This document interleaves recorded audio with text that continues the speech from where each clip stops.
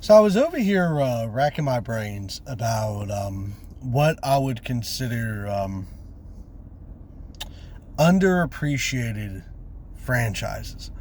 And obviously in the US, you got stuff like Gundam, which not many people over here knew about.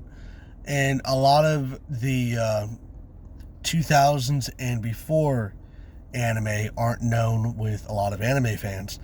Well, I was thinking about comic books because a lot of comic books are really good, and the only thing that holds them back is that no one wants to buy old comic books. Like, no one wants to sit there and reread something that their dad had, kind of thing.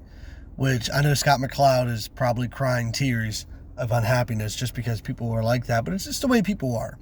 They don't like to see old media, and they don't want to experience it, kind of like the Planet of the Apes, the Star Treks, and all that stuff, because why do that when you can watch the latest Marvel movie or the latest whatever on Netflix?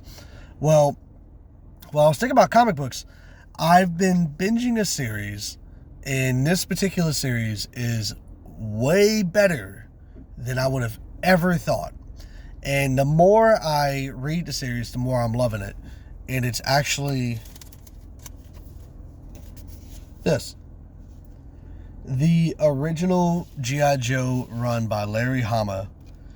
It's actually extremely good. So, pretty much to give you a rough idea what's happening, is that it's caked in realism. Like, they literally have... Larry Hama was in the military, and he used his actual military experience to craft these particular stories. And what's even crazier about it is that he is almost the sole writer of this entire series. So I'm on issue 50 out of 155 of the original run. And out of the first 50 comics, maybe like 6 books aren't written by him. Like, almost everything is him. And everything is a continuous story.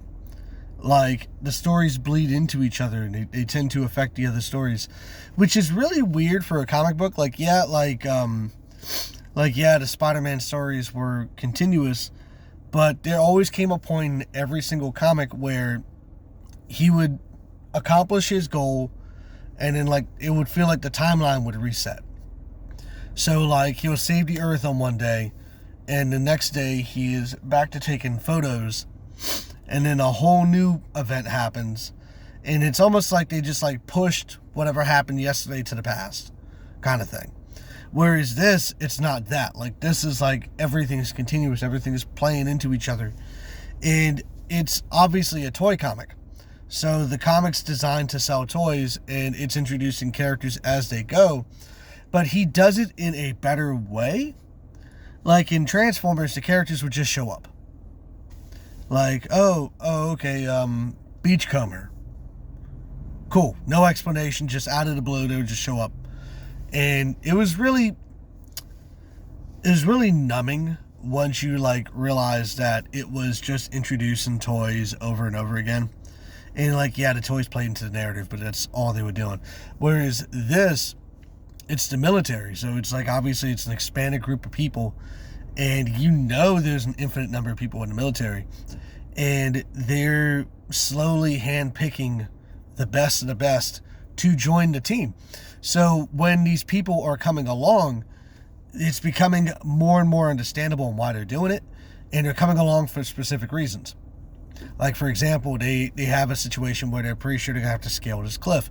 Well, now they're bringing in a mountaineer expert, Alpine. So it's like, that's the kind of stuff they're doing.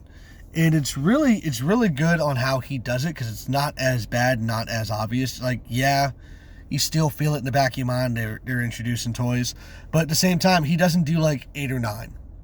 He'll do like 1 or 2 characters, and he'll do like 1 character per book kind of thing, or 2 characters per book. And he does it on both sides. And as he does it, he tends to phase out some people, and he tends to give you like a better grasp of who the core characters are. Like, for example, he introduced Cobra Eels, and Cobra Eels were only on the water mission, but he also introduced Dr. Mindbender. the mad scientist. And Dr. Mindbender's been in 3 consecutive stories. Like, he became a core character through this narrative. So it's really interesting on how he's doing it.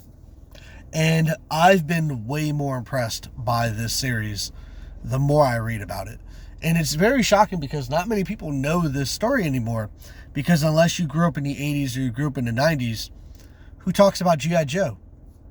No one does. G.I. Joe is a franchise no longer really exists. Like, they sell toys and that's pretty much it. So it's really cool. I would definitely pick it up if you've never actually read the comics.